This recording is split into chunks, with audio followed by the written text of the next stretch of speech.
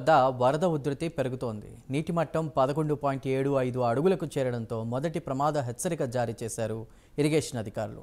175 గేట్ల ద్వారా 10 లక్షల క్యూసెక్ల వరద నీరు సముద్రంలోకి విడుదల చేస్తున్నారు.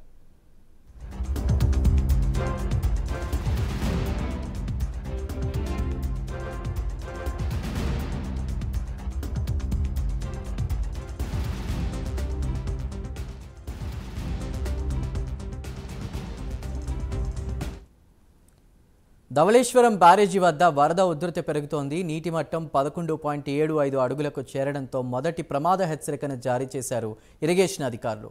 దాదాపు 175 గేట్ల ద్వారా 10 లక్షల క్యూసెక్కుల వరద నీరు సముద్రంలోకి విడుదల చేస్తున్నారు.